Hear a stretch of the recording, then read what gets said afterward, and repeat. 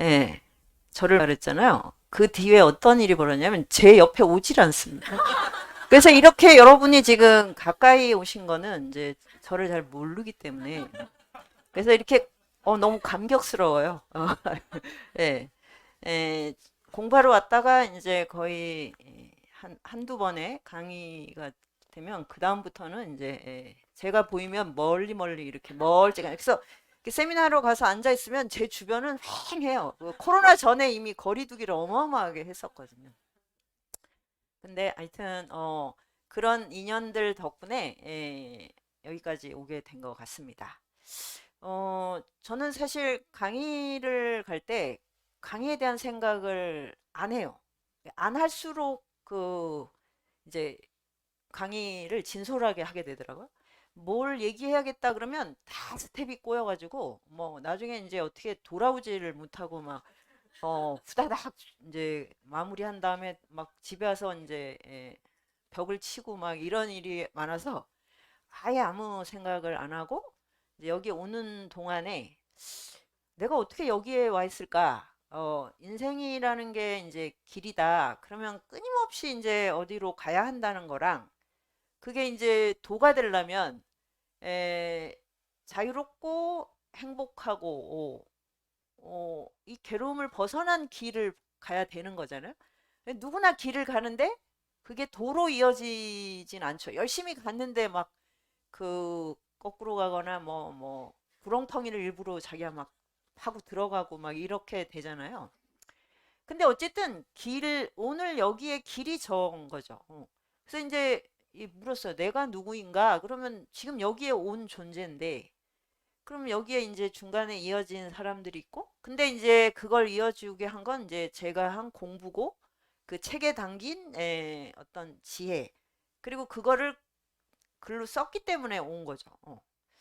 그러면 나는 왜 명리학에 대한 공부를 했을까? 이제 이 생각에서 이제 이야기를 풀어갈까 해요.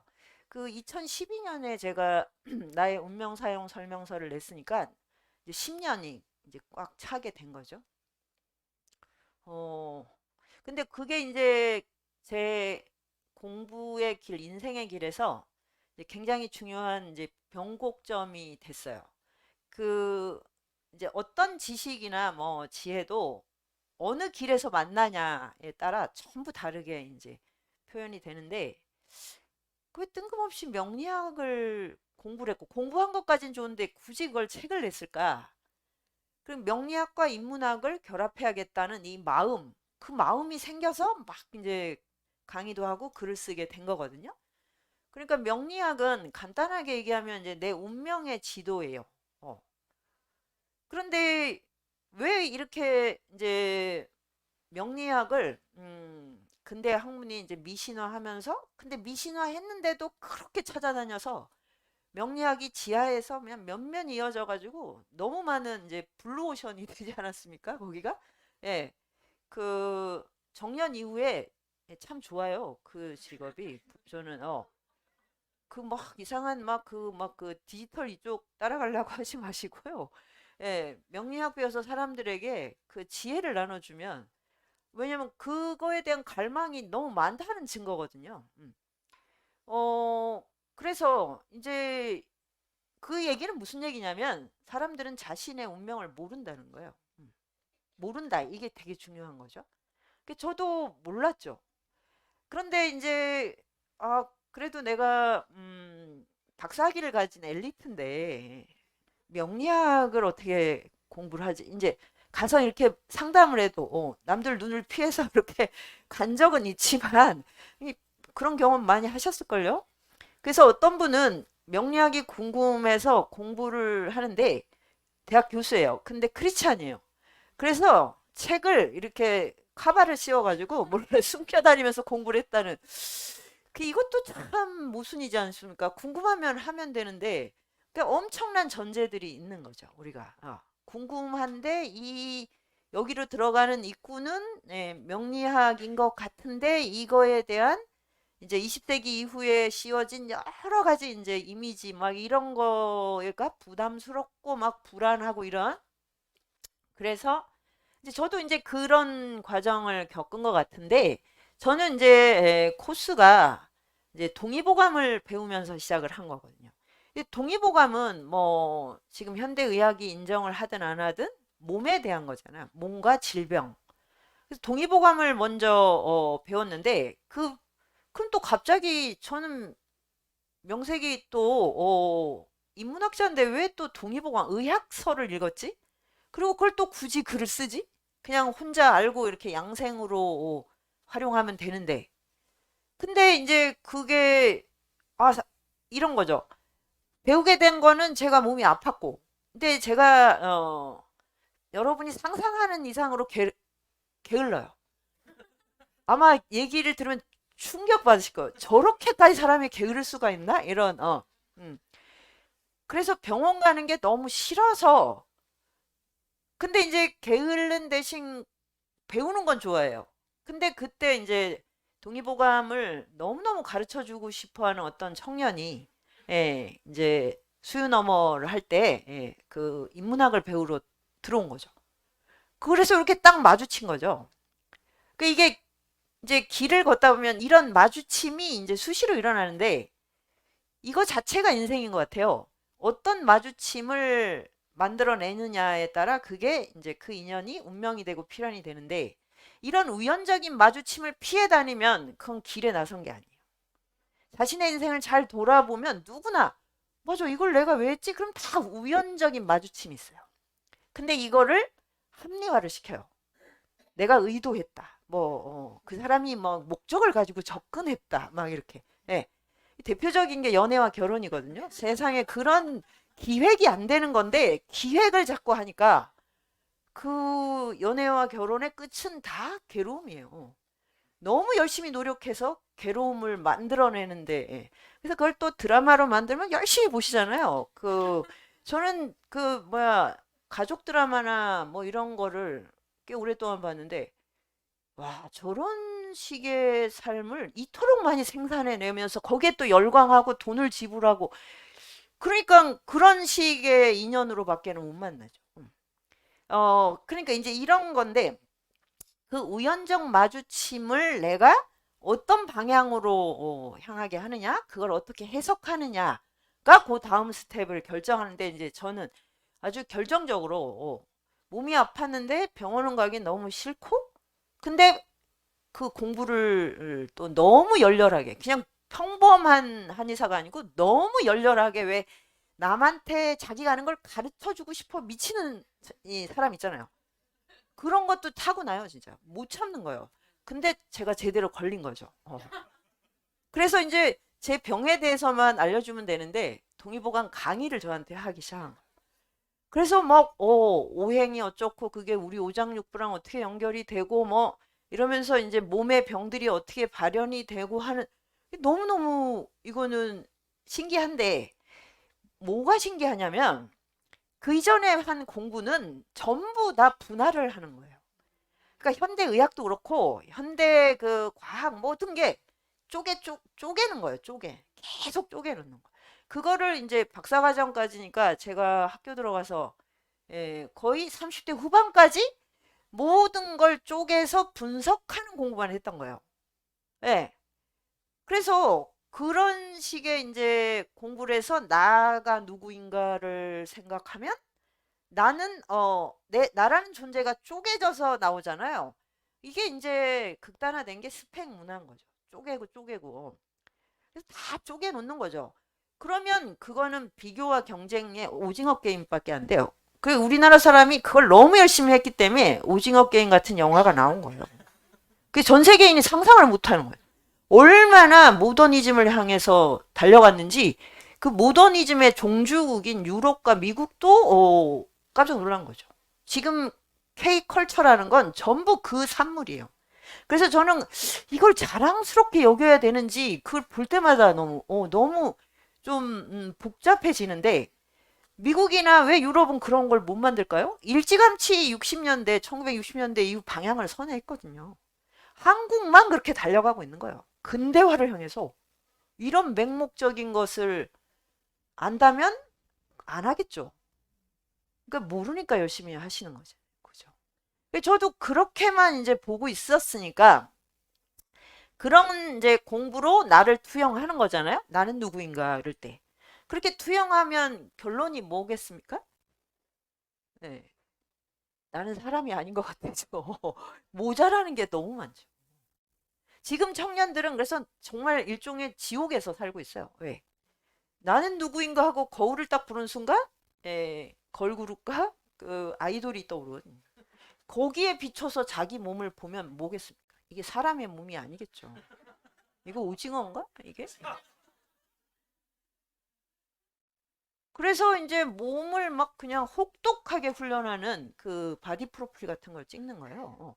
그걸 찍을 때까지 막 총력을 기울여서 사진 남긴 다음에 다시 그냥 길을 팍 잃어버려요. 그러니까 그게 이제 분할하는 사유의 아주 전형이거든요. 어. 그러니까 이제 저는 이제 명색이 지식인이니까 그 정도는 아니고, 그 정도까지는 아닌데 내가 내 몸하고 내 정서, 내 어떤 사유 구조, 그리고 내가 하는 사회적 행동, 이런 거를 다 따로따로 이게 통합이 안 됐구나. 통합이 안 된 채 그냥, 잘 살아야 돼. 좋은 삶을 살아야 돼. 그러면 이제 다 그게 모더니즘의 표상 안에 들어가는 거죠. 사회적으로는 뭐 이런 걸 해야 돼. 외모는 이래야 돼. 뭐 품성은 이래야 돼. 이런 식으로. 근데 그렇게 되면 몸이 늘 뭘 느끼냐면, 뭐가 어긋난 것 같은 느낌. 뭐가 알 수 없는 허전함이 균열이 생겨, 진짜로. 예. 여러분이 다 느끼고 있는 거 저 압니다. 예. 모르시, 아닌 척 하셔봐야 다 소용없어요.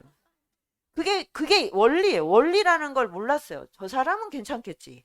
누군가는 행복하겠지라고 다 지금 가상현실을 만들고 있는 거예요.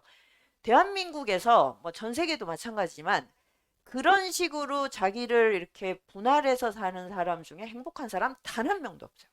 근데 그 확신이 없었던 거예요. 상류층은 좀 나을지도 몰라. 예. 성공하면 나을지도 몰라. 예. 좀뭐 저 외모가 훌륭해서 연애를 잘해가지고 또 좋은 집에 그리고 뭐 굉장히 둘이 금술이 좋은 것 같은 왜 이런 그 부부를 보면 막 부러워서 어쩔 줄 몰랐잖아요. 그분들 안 행복해요. 그거 다 가짜요. 처음엔 다행인데 나중엔 연민을 느껴야 됩니다. 이제 처음에는 되게 고소합니다. 예, 사실. 어. 근데 그게 그런 표상의 세계에서 사는 한 불가피한 거예요. 그래서 지금 우리나라 50대, 60대 이제 열심히 일해서 그 기준 안에서 이제 달려왔다가 지금 뭐 직장을 이제 일을 멈추고 또 뭐 자식에 대한 교육도 멈춰야 되고 뭐 막 엄청난 에너지를 투여했던 일들을 멈추게 되는 순간 공허와 허무가 밀려오는데 그거를 갱년기 증후군이라고 자꾸 얘기를 하는데 갱년기 때 그 사건이 오기 때문인 거죠. 그 저희 그 부모님이나 할머니 세대는 갱년기 증후군이 없었어요. 왜냐면 계속 밭에 가서 일하고 동네에 마실 다니고 그리고 뭐 저기 동네 결혼식 있으면 막 일주일씩 걸어 다니시고 걸어서 그 결혼식에 가시고 이랬는데 자기 신이 언제 그 폐경을 했는지도 모릅니다. 근데 지금 왜 이렇게 갱년기? 요즘은 또 이제 남성들도 다 갱년기를 알아요. 그게 부러웠나 봐요, 여성들이. 여성들이 갱년기라는 걸로 엄청난 행포를 부렸잖아요. 진짜 말도 못하지 않았습니까? 지금 그게 막 드라마에도 나오고 그러고 막 집에서 막 그 뭐 갱년기랑 사춘기 있으면 그건 지옥이죠, 지옥.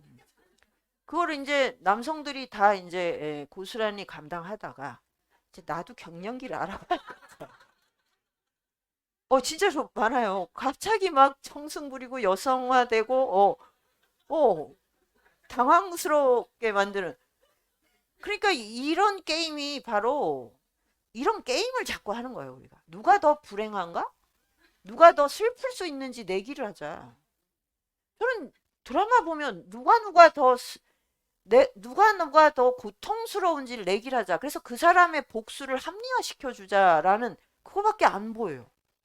안 그렇습니까? 왜 거기에 감정이입을 할까요? 그렇게. 그래서 이렇게 이제 지금 그 코스로 지금 이렇게 돼 있는데 저도 거기를 이제 올라타 그러니까 뭐 이제 워낙 제가 게을르다 보니까 그 라인에서 좀 벗어나게 되고 또 사회도 저를 저의 그 게으름을 알아서 일찌감치 대학에 들어올 수 없게 해서 이제 저는 이제 그 교수 포기하고 지금 그 이제 40대부터 백수로 중년 백수로 그때 백수가 없을 때 백수가 됐으니 정말 저는 너무 성구 그러니까 저같이 게으른 사람이 선구자가 된 게 몇 가지 있어요. 근데 그게 좀 황당한 일이에요. 그러니까 어느 날 보니까 제 뒤에 백수들이 많이 있는 거죠. 그래서 이제 그때 느낌이 굉장히 이제 묘했는데 그게 우리나라 산업 구조도 전 세계 산업 구조가 이제 디지털로 바뀌고 이제 뭐 노동의 유연성 막 이런 것들이 이제 벌어지면서 학교, 직장 그리고 이제 교회나 이제 사차 같은 종교 단체도 이 유동성 안에서 굉장히 많이 이제 기존의 틀하고 변화를 이루게 됐어요. 대표적인 게 학교죠, 학교. 대학은 지금 가도 돼도 안 가도 되고 이런 거고 아예 초중고를 그냥 다닐까 말까 이렇게 생각하는 10대가 많이 늘었잖아요. 그러니까 이런 세상이 올 줄을 몰랐죠. 몰랐던 거죠. 그거는 확고할 줄 알았다가 이제 그런 세계가 시작이 됐는데 저는 이제 그런 확고한 직장, 가족, 그다음에 학교, 그다음에 그런 이제 교회나 사찰은 좀 애매한데 교회는 굉장히 명확한 이런 어떤 우리나라 중산층의 한 코스였는데 이게 이렇게 막 와해되기 직전에 제가 이제 백수가 돼가지고 그러면 이제 그냥 길에 나와 길 위의 삶이 시작이 된 거죠 그냥 정주민이 아니라 이렇게 리액션을 너무 크게 하신다. 그렇게까지 할 건 아닌데. 하여튼, 그래서, 그랬음에도 불구하고, 이제 살아남고 의식주 해결을 해야 되고, 이제 네트워크를 해야 되고 하는 그런 인식을 가지고 이제 지식인 공동체를 하다가 병이 든 거거든요. 그랬는데 이제 갑자기 이제 이런 모더니즘의 기반과 굉장히 다른 뭐 포스트 모던이라고 할 수도 있고 프리모던이라고 할 수 있는 그런 식의 인식이 쑥 들어온 거예요.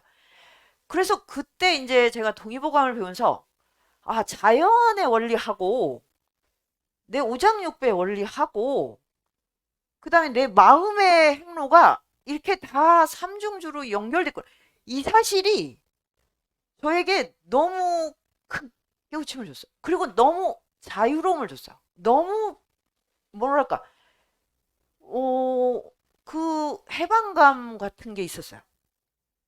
여러분은 그게 아닌가 보죠? 지금 아니 봄, 여름, 가을, 겨울의 원리하고 그게 이게 내 오장육부도 봄, 여름, 가을, 겨울이라는 거고 내 마음도 마음이 되게 복잡해 보여 봤자 생로병사 하는 거고요. 생로병사의 리듬은 목화토금수로 가는 거예요.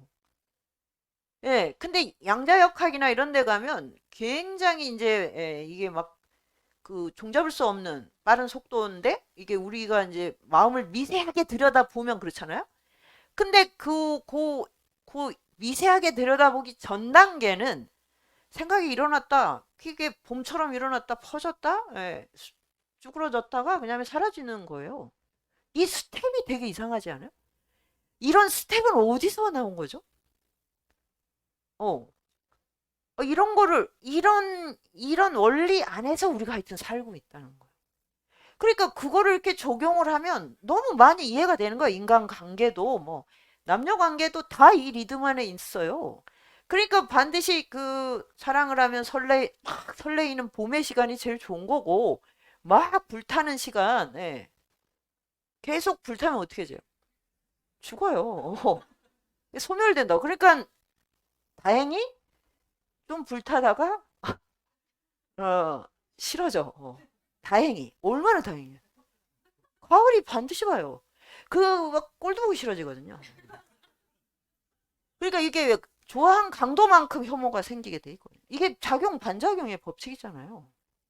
그런데 우리는 사랑이 영원해라고 하는 건 그건 가상현실이에요. 그래서 이거를 즐기셔야 돼. 내가 언제 이 사람이 꼴 보기 싫어지는지 한번 잘 보자. 이렇게 해야 되는데 막 그냥 그럴 땐 안 보이죠. 막. 그리고 이제 정말 이제 끝까지 가서 오히려 막 뭐지 바닥까지 보게 되면 그게 겨울인데 그 다음에 다시 생성되는 인연이 있으면 또 인연이 이어지는 거고 그게 생성이 대부분 안 되거든요. 그렇게. 그러니까 이런 원리로 이렇게 움직이고 있어요. 뭐 돈을 버는 거, 뭐 권력을 누리는 거 다 마찬가지예요. 그래서 이런 게 이제 한 번에 쭉 깨지니까 너무 이렇게 뭐라 복잡했던 것들이 간명하게 아주 명쾌하게 보이는 이제 그런 경험을 해서 아 병도 그런 데서 일어나는 거예요. 진짜 현대 의학은 가면 이제 이 분과를 너무너무 많이 쪼개놔서 정신이 하나도 없잖아요. 예. 그리고 이제 그 그러니까 현대 의학은 병이 딱 완전히 진행이 되는 병을 고칠 수 있어요. 애매한 병. 이게 병인지 아닌지 모르는 거. 그럼 뭐라고요? 스트레스. 그래서 그러면 이제 정신과로 가는 거죠. 그 스트레스라고 이렇게 덩어리로 그냥 얘기하는 거죠. 스트레스도 종류가 너무너무 다양해요. 정신과 가면 다양하잖아요. 그러면 스트레스를 대처한 이거랑 병을 연결하는 그 메커니즘이 없는 거죠. 근데 이게 다 연결돼 있잖아요.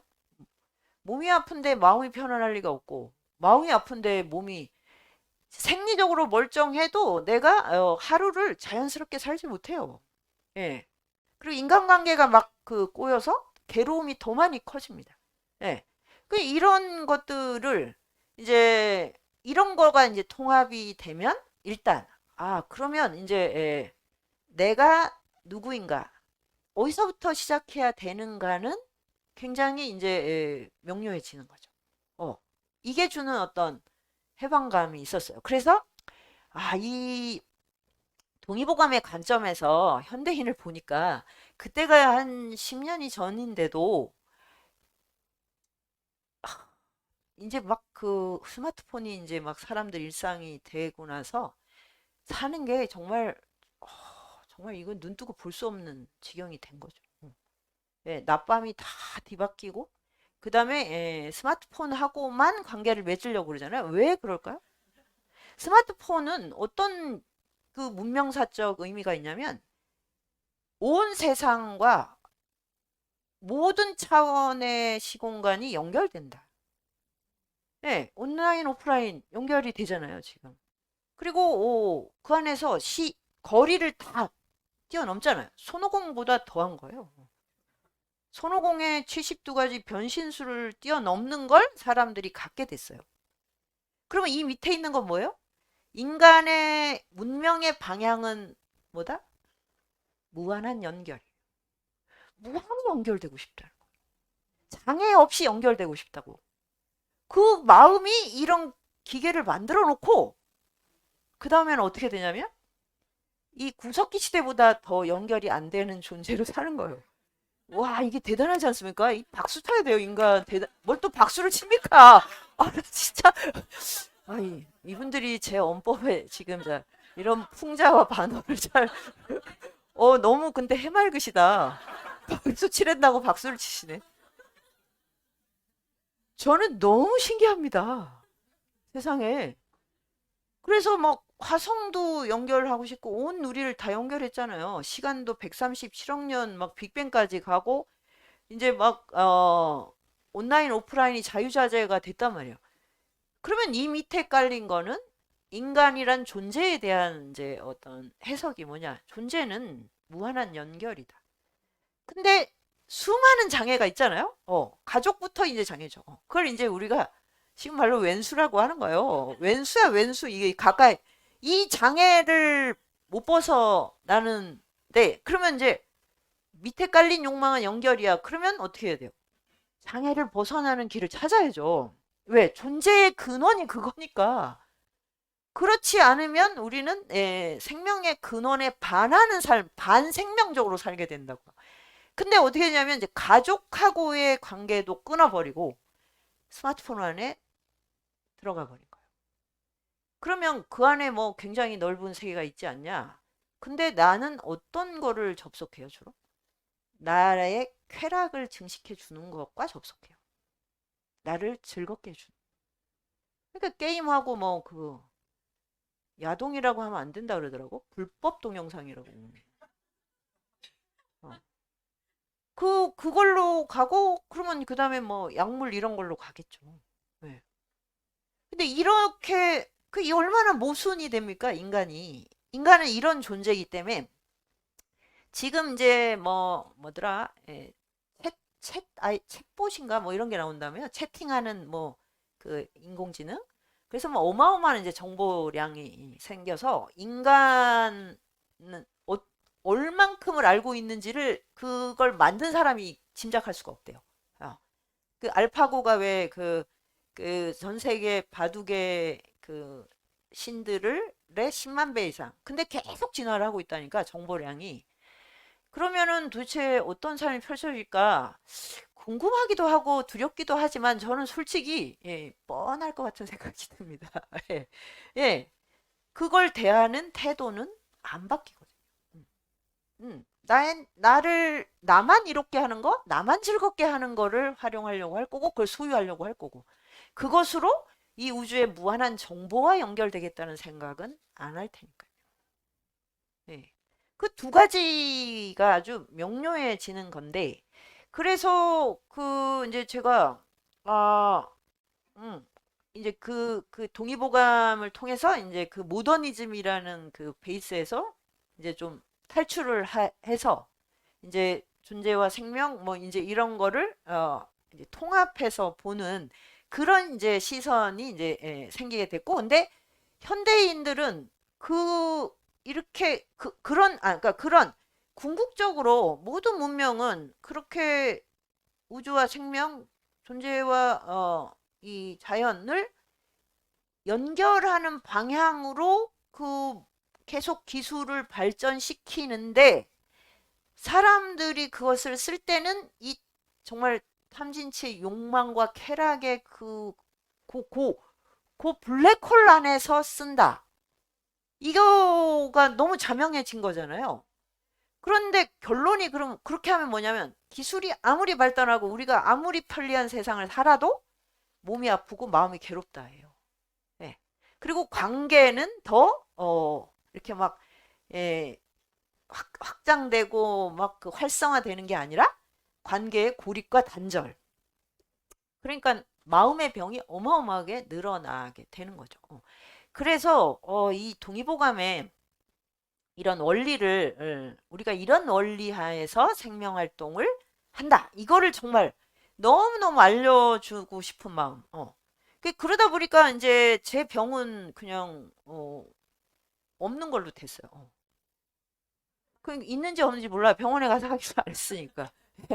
어, 그렇게 해서 이제 그 병이 이제 스승을 만나게 해주고 그 가르침이 이제 책이 돼서 이제 나왔는데 그 동의보감을 배우다가 병이 이제 오잖아요. 이렇게 병이 오는 이유 중에 안에도 있고 밖에도 있고 근데 이 운기라는 게 있어요. 그러면 해마다 돌아오는 이제 그 이 기류 같은 거예요. 대기의 기운, 흐름 그런 걸 운기라고 하는데 어제가 입춘이었죠. 그럼 이제 어제부터 개묘년이에요. 그럼 어제부터 태어나야 개묘년 사주를 갖습니다. 이 1월 달에 태어났는데 나 토끼띠라고 우기면 안 됩니다. 예, 예. 와, 우리나라는 정말 이거를 교정을 진짜 하더라고요.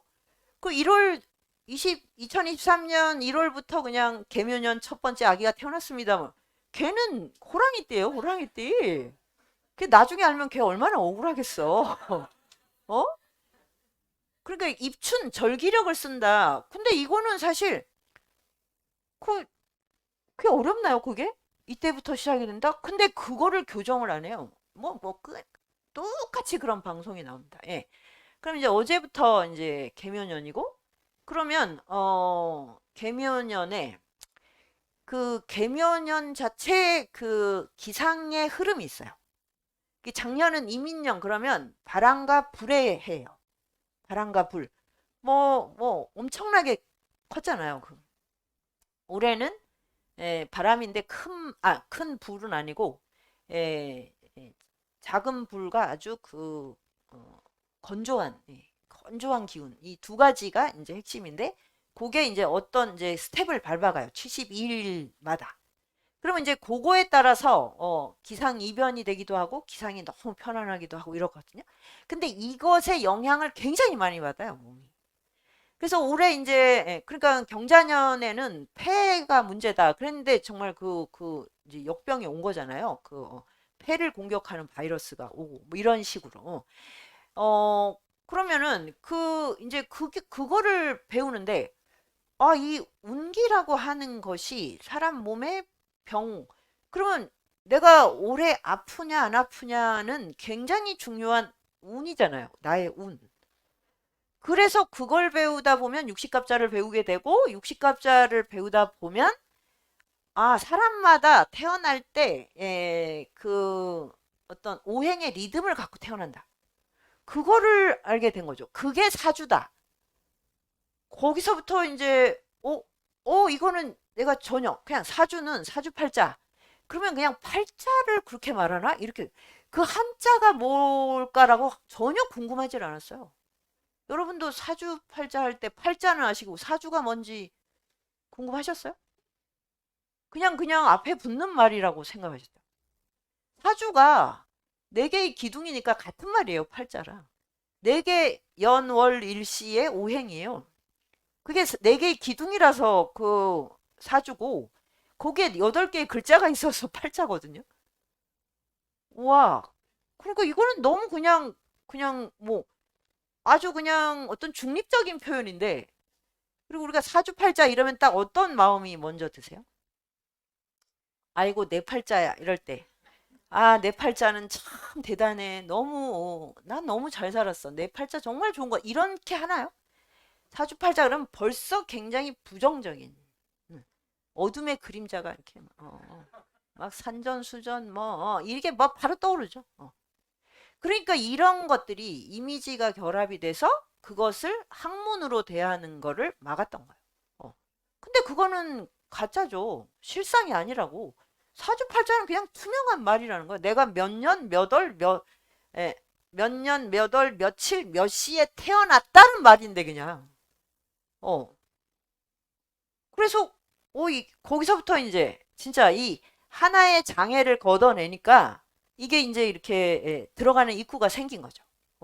그래서 이제 연결이 됐는데 그것을 그러면 태어나서 아기가 폐호흡을 하는 순간에 그날의 운기가 그 사람의 몸에 딱 접속이 된다. 우주의 기운과.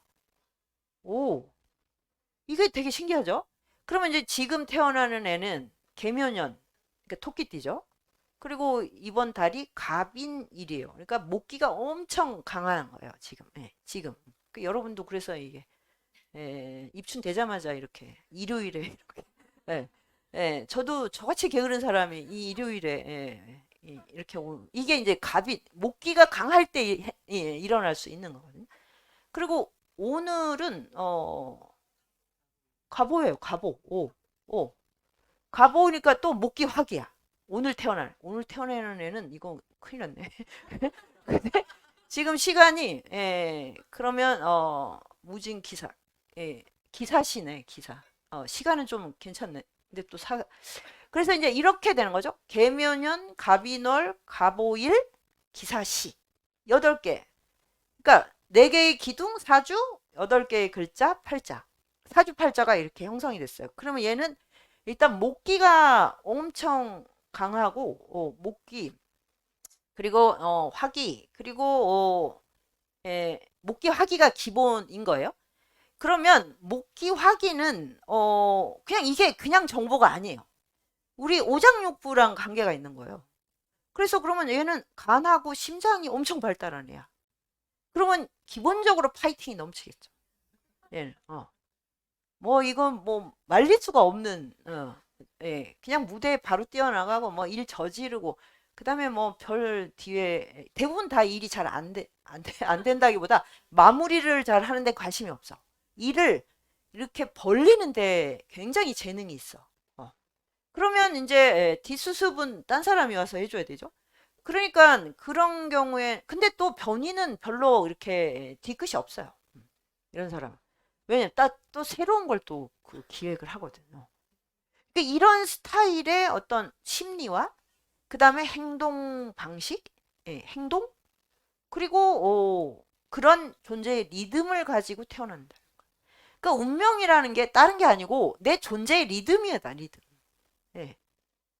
뭐 이게 저는 너무 신기하고 여러분 안 신기해요, 이렇게? 그러면 이거는 누구나 리듬이 있겠네. 맞아. 누가 성격이 있잖아요. 우리가 그거 알고 싶어서 막 그 말도 안 되는 그 혈액형 가지고 막 진짜 뭐 A형이니 B형이니 이 너무 진짜 그 요즘은 또 MBTI로 조금 더 분할을 했더라고요. 그 16개까지인가? 그 항목을 보면 진짜 아유 정말 어이가 없어서 예. 그러니까 이런 거는 아마 이제 아주 간편하게 현대인의 그거에 맞게 이렇게 그러니까 얼마나 궁금하면 그걸 보냐고. 그걸 보고 맞네 틀리네 뭐 어떻게 알았냐는 둥 뭐 막 이러잖아. 애처롭게 그지 없어요. 근데 그거 가지고 그게 효능이 뭐 며칠 가겠어요. 금방 잊어버려. 그리고 존재에 대한 탐색이 될 수가 없어요. 그러니까 명리학은 왜 뭐가 중요하냐면 내가 그 이론을 아는 순간 내 존재에 대한 탐색을 시작합니다. 그래야만 내 팔자가 어떤 리듬을 타는지를 알 수 있어요. 예. 이게 아주 절묘. 그래서 저희는 처음에 동의보감 때문에 우연히 공부를 하다가 이게 이런 거야? 그래서 이제 리듬을 그러니까 좀 나이가 든 사람들이 훨씬 공부하기가 좋죠. 왜냐? 살아봤기 때문에 내가 어떤 리듬을 밟았는지를 알 수가 있죠. 근데 10대, 20대는 뭐 사주를 보고 결혼을 여러 번 하겠는데 이런 말을 할 수가 없잖아요. 근데 50대는 좋아합니다. 기대를 해요. 그렇게 이게 어 그래서 그러니까 그 자기를 객관화하는 힘이 생긴 거죠. 그러니까 이 존재의 리듬 이거를 만약에 이제 좀 이게 좀 거칠긴 한데 이게 뭔가라고 더 생각을 해보면 까르마에 연결돼. 그러니까 내가 하여튼 생각하고 말이 또 엄청나게 중요해요. 그 운명에서. 여러분이 운명 그러면 팔자 그러면 뭐부터 생각하세요? 돈이겠죠. 돈. 재물이 얼마예요? 재물복이 있냐고. 다 없습니다, 여러분. 재물복이 있는 분들이 여기 와 있을 리가 없어요, 일요일에. 이미 이게 돈의 흐름이 아니잖아요. 예. 그거 받아들여 여기 와가지고 어떻게 하면 재물을 그러니까 저는 불교를 이제 요즘은 이제 불교를 좀 읽었으니까 그렇지만 예전에 불교를 모를 때도 사찰에 가서 이렇게 대웅전에 절을 할 때 뭘 발언을 하는데 아니 부처님 앞에서 발언할 게 있나? 부처님은 다 비우라고 했는데 비우게 해달라는 말 말고 뭘 발언하지? 부처님이 재물을 달라면 주시나? 중생을 괴롭게 하는 일인데 주실 리가 없잖아요. 그 효과가 없습니다.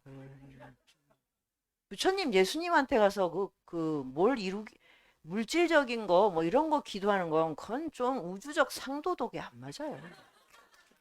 그냥 진짜 너무 이상하잖아요. 부처님은 다 부처님처럼 살려면은 뭐 그 분서이 있고 그래야 되고 예수님은 아니 물정하게 그 어부로 생업하는 베드로를 그물을 버리고 세상을 맥수로 만드셨잖아요. 다. 거기 가서 왜 재물과 권력을 원하십니까? 아니 저는 그래서 그 정도의 상도덕은 있어서 교회 다닐 때도 그런 기도는 안 했어요. 세상을 평화롭게 해달라든지 뭐 이런 거지. 그 절에 가서도 정말 못하겠어요. 그런 거를 어떻게 예.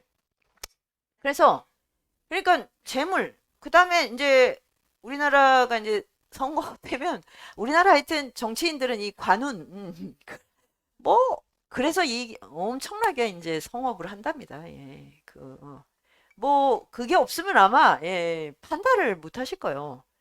그러니까 이 두 가지라고 주로 생각을 하거든요. 그러니까 이제 가서 물을 때도 이제 뭐 언제 취직이 돼요? 뭐 이걸 내가 돈을 언제 많이 벌 수 있어요? 요즘은 투기니까 더더욱. 그리고 이제 그 다음에 하나는 뭐 연애겠죠. 연애를 할 수 있냐 없냐. 이 사람하고 되겠냐 안 돼. 아, 그 이제 명리를 좀 이제 가르치면 아마 다 그랬을 텐데. 아, 다는 아니고 어느 날 보면 자기 사주 말고 의문의 사주를 하나 가지고 와요. 중년들이 많이 그래, 중년들이. 그래서 뭐지 이거는? 근데 가족은 아니야. 예, 예. 뭔가 있는 거죠. 다 이제 욕망이 그래. 욕망의 흐름을 보여주는 거죠. 예. 그러니까 뭐요? 에, 재물과 권력. 뭐 권력은 이제 정치를 꼭 하지 않는다고 해서 재물이 곧 권력이 되는 시절이니까 재물을 가지고 연애를 하면서 아주 즐거움이 넘치는 삶을 살고 싶어. 이거잖아요. 근데 이게 이제 사주에 그게 당연히 있어요. 어. 그래서 그것만 있었으면 저는 안 배웠죠, 이거를. 아, 운명이 대개체로 그런 건가라고 생각했을 텐데, 명리학은 재물과 관운이 5개 중에 2개예요. 그럼 나머지는 나의 재능과 표현. 그 중에 말이 제일 중요합니다. 그리고 연예인들은 대부분 그 표현의 장이 엄청나게 타고나는 거예요. 그렇지 않으면 할 수가 없죠.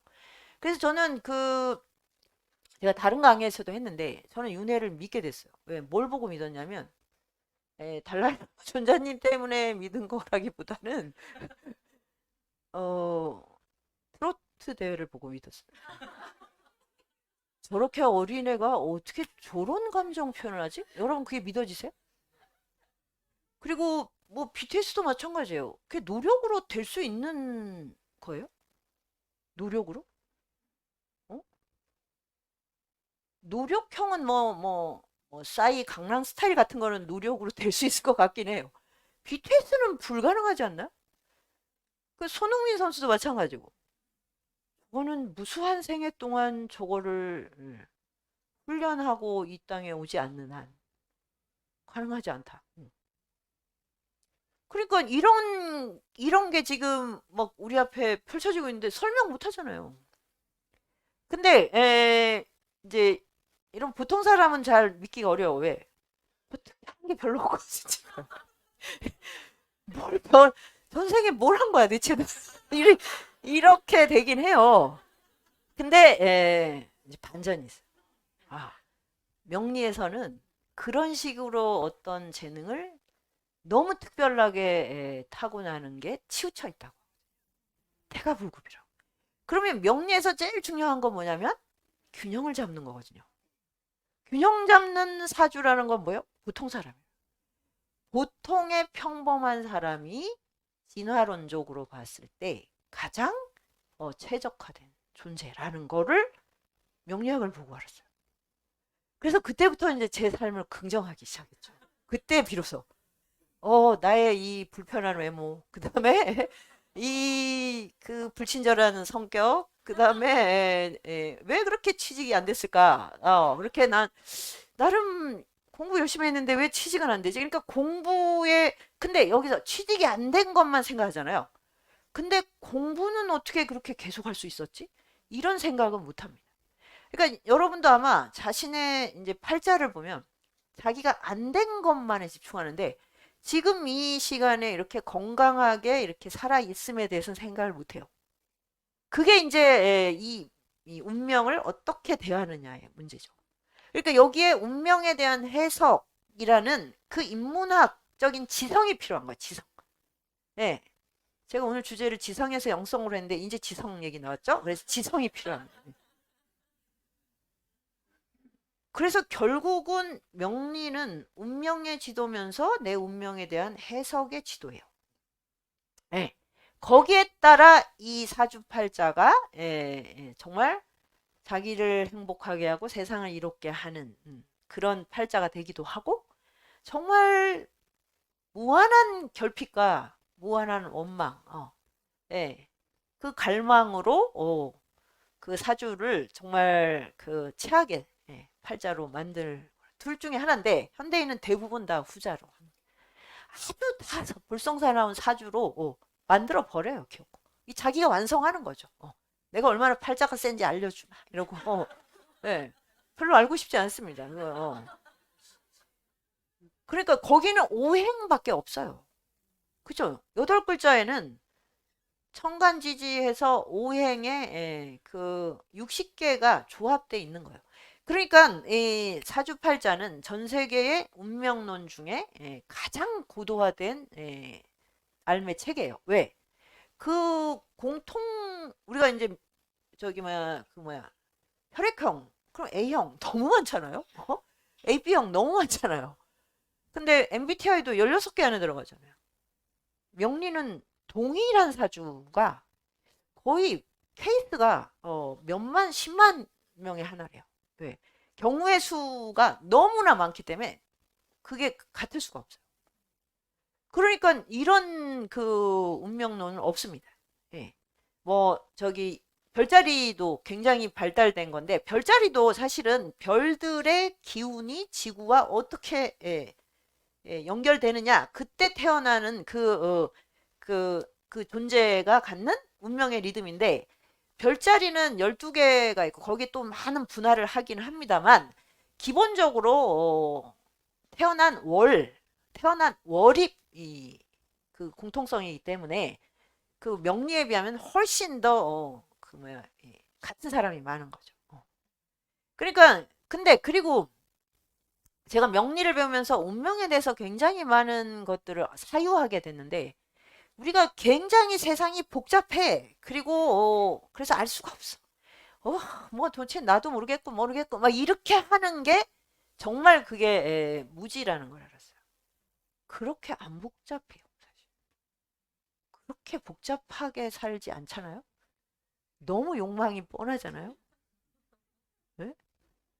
그리고 상처받았다 해서 들어보면 왜 스토리가 이렇게 비슷하지? 이상하잖아요. 한 번도 만나지도 않은 사람들이 왜 비슷한 스토리를? 어? 그리고 연애는 왜 다 끝이 이 모양이지? 결혼해서 뭐, 그 부부들이 나와서 얘기하는 것도 너무 비슷하잖아요. 근데 왜 막연히 복잡하다고 생각하면서 그냥 손을 놔버릴까요? 이런 게 지성이라는 영역을 쓰지 않는 거예요. 그래서 별로 안 복잡해요. 그리고 역사를 배우면 그 뭐 몇천 년 전에 그 뭐 왕들이나 권력자들이 했던 행태나 패턴이 똑같습니다. 그러니까 패턴을 보면 너무너무 공통점이 많아요. 어. 그러니까 우리가 역사로부터 배운다 그런 거는 그 교훈을 배운다. 그런데 뭐 역사로부터 배우는 거는 저는 못 봤어요. 케이스는 하나 안 배운 뭐 몇 년 전 얘기도 안 배우더라고요. 뭐 역사 뭐 100년 뭐 몇천 년 전 거를 배울 리가 없는데 근데 왜 역사를 계속 보존을 하느냐면 그 데이터가 있어야 되잖아요. 근데 데이터를 하나하나로 보면 너무 양이 많잖아요. 패턴으로 보면 별게 없어요. 뭐, 뭐 알렉산더니 뭐 진시황이니 뭐 이런 엄청난 그 정복자들의 행로나, 예, 그 저기 뭐야, 거기서 이전 투구했던 뭐 사람들이나 뭐 그 행로의 패턴은 거의 똑같아요. 희노애락 안에 있고요. 생성소멸 안에 있고 인간이원. 그래서 명리학에서 말하는 이 5가지의 리듬. 그러니까 제가 지금 뭐 이거 궁금하면 제 책을 보시고요. 첫 번째가 나라고 하는 자의 이 자존감의 영역이 있어요. 자존감이 아주 약하게 태어나기도 하고 너무 강하게 태어나기도 해요. 그리고 거기서 이렇게 아웃풋이 나와야 돼요. 활동을 해야지 내가 세상과 접속을 하잖아요. 애가 울고 애가 웃고 그 깐난 애기들이 정말 개들이 공짜로 먹고 사는 게 아닙니다. 예. 정말 개들 하루에 알바 엄청 합니다. 예, 막 몸짓하고 그다음에 제때 똥 싸주고 그다음에 옹알이 하고 그 개들은 정말 그게 개들의 생명 활동이자 노동이에요, 노동. 예. 그런데 그걸 보고 막 어른들이 감동하면서 세상에 똥이 이렇게 아름다울 수가 있구나. 옹알이가 이렇게 이렇게 미학적일 수가 있구나. 막 그렇게 하는 게 이제 식상이라는 두 번째 영역인데 그 영역이 굉장히 발달되면 그냥 말도 엄청 빨리 배우고 재능이 막 그냥 어릴 때부터 막 뿜어지는 거예요. 그냥 뭐 김연아 선수처럼 스케이트 보자마자 타는 거고 뭐 바둑 그 바둑돌 보자마자 그냥 기원에 가겠다고 울고불고 막 이렇게 하는. 예.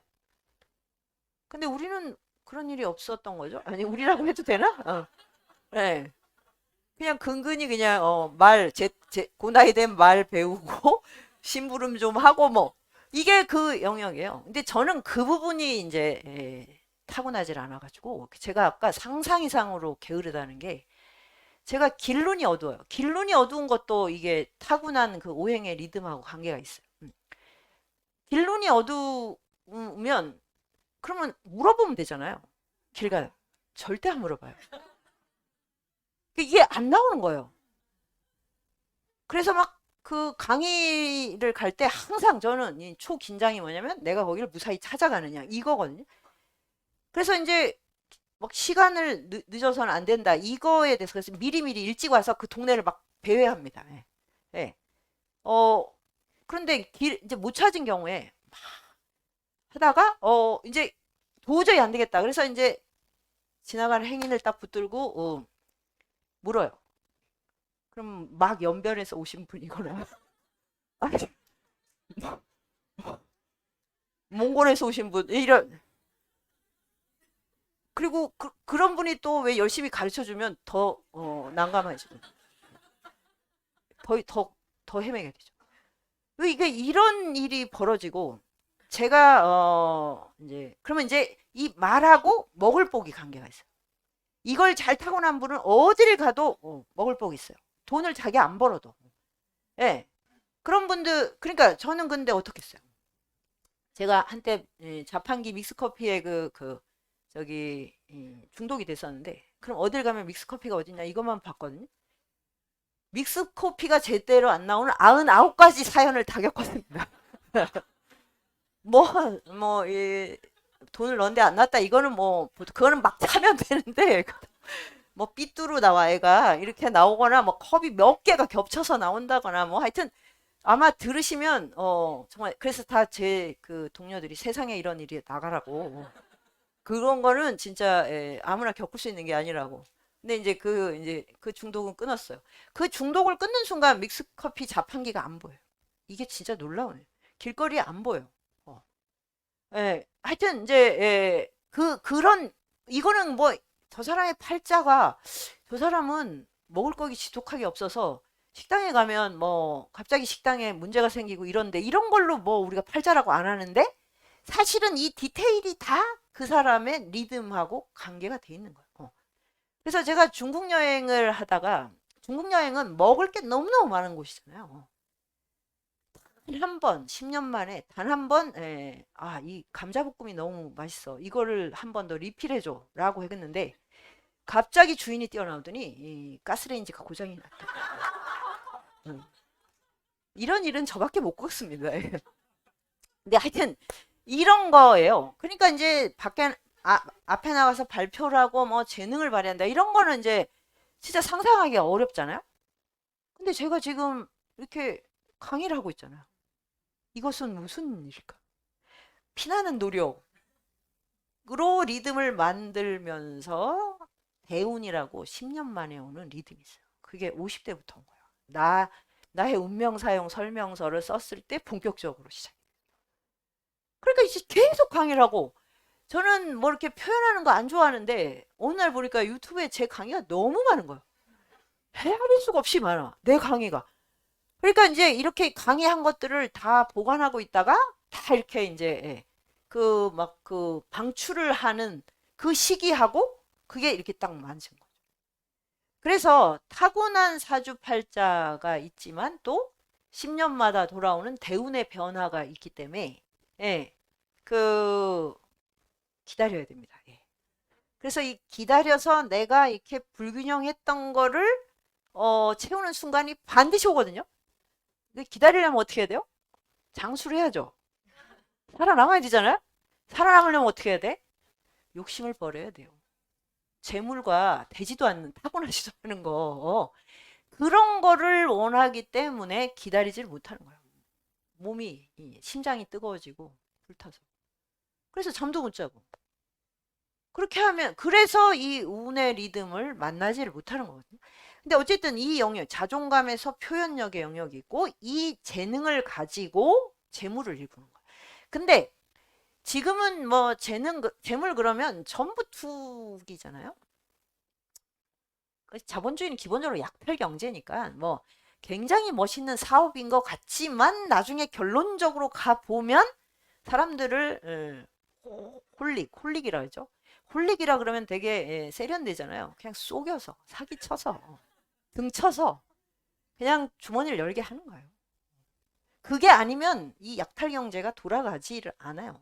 결국 다 쏘가서 증여를 하는 거죠. 쏘가서. 예. 근데 이런 이제 프로세스인데 여기에서도 사실 재물을 제대로 일구려면 마무리를 하는 구성력이 있어야 돼요. 그래서 이 재성이라는 게 발달된 사람은 굉장히 야무져요. 네, 이 일을 잘하는 거죠.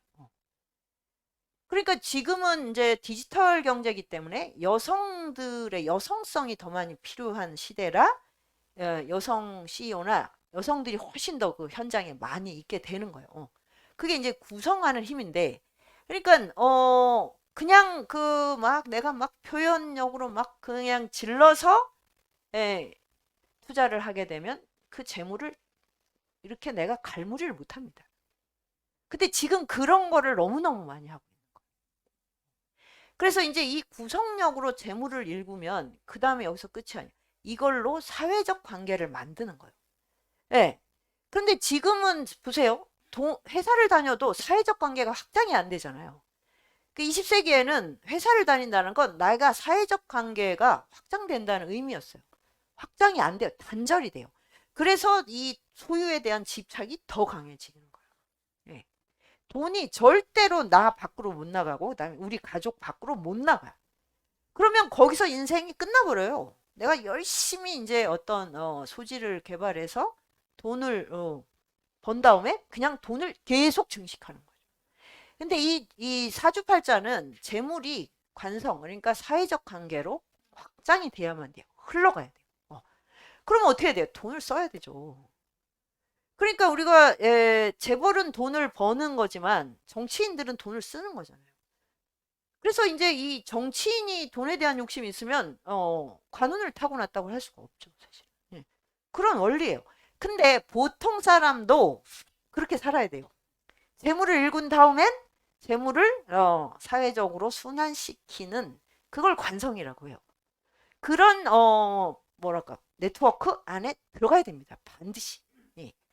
그러면 이제 근데 그 그러면 그게 사람이 이렇게 세 명만 모여도 권력 관계가 형성이 되거든요. 예, 바로 남성들은 요즘은 모르겠는데 이렇게 딱 남성들끼리 있으면 저절로 서열이 결정이 된대요. 그거는 근데 그 세렝게티 초원의 동물들이 이런 거 아닌가? 난 그게 사람이 어떻게 사피엔스가 돼서 그렇게 할 수가 있지? 그게 바로 그걸 결정한다고 합니다. 이거는 진짜 이런 남성들은 21세기에 자연도태됩니다. 자연도태. 예. 그 유연성이 없는 거잖아요. 서열이 딱 결정이 돼버리면. 예. 그걸로부터 벗어나야 유동을 하죠. 유동. 흘러가죠. 그런데 어쨌든 이게 굉장히 오래된 습속이 있어요. 그러니까 권력 투쟁을 해서 내가 반드시 이기겠어. 이런 거는 진화의 과정에서 그거죠.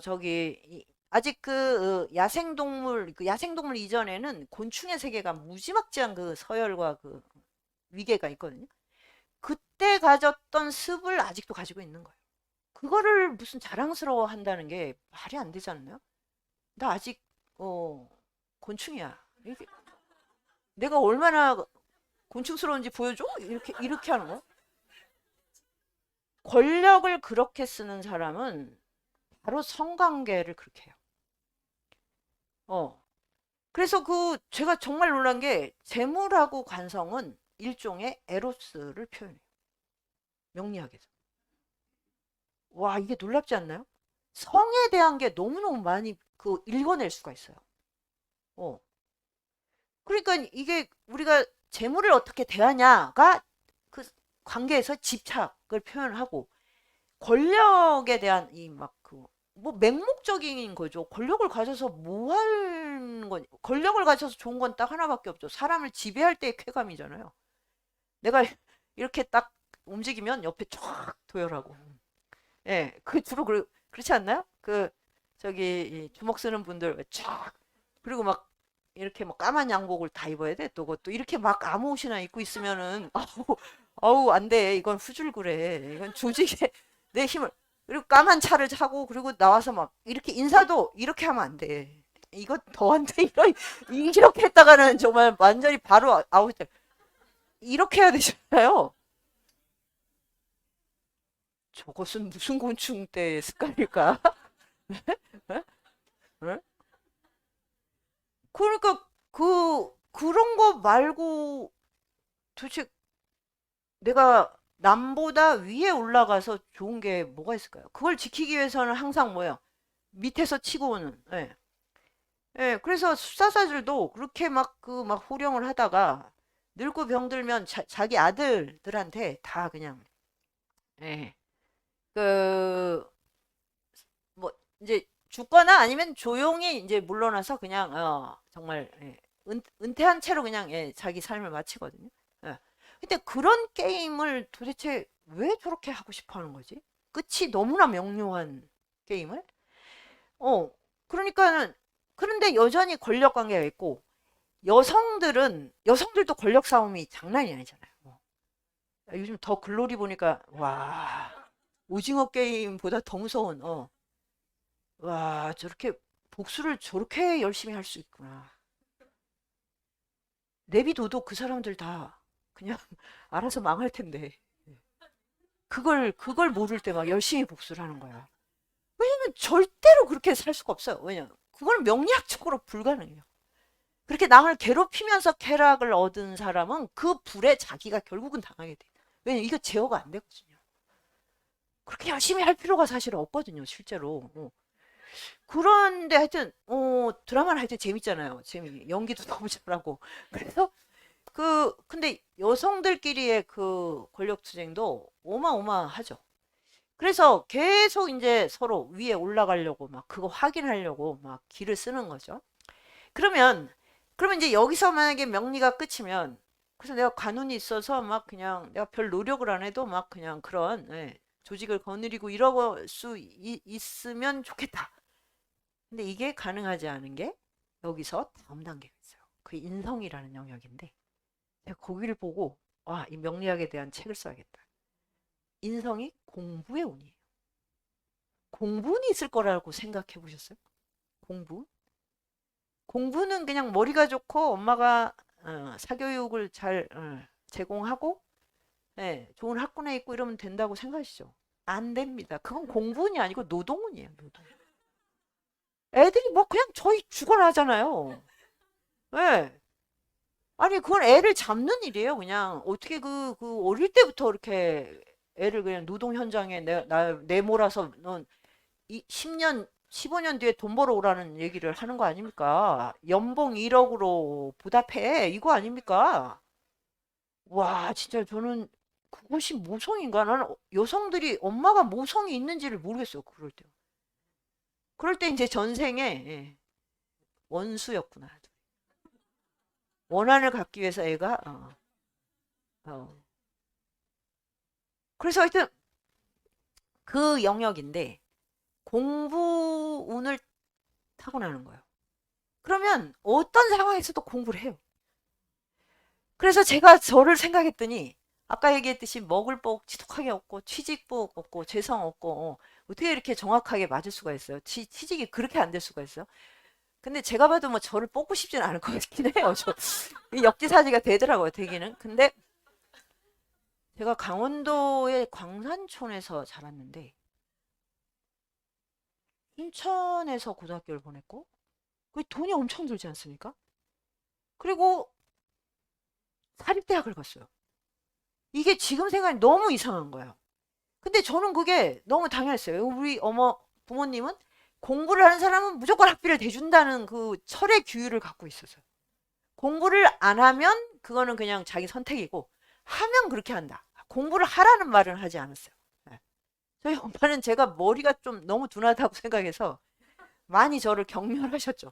그렇게 열심히 하는데 나 같으면 대통령 됐겠다. 이런 막말을 그냥 막 하시고 자기는 너무 미모가 뛰어난데 나는 너무 아니니까 무슨 옷을 입혀도 안 어울리고 이러니까 다니면서 막 얘는 나를 안 닮았어. 시어머니를 닮았어. 어떻게 시어머니를 닮죠? 자, 그 이유가 놀라워요.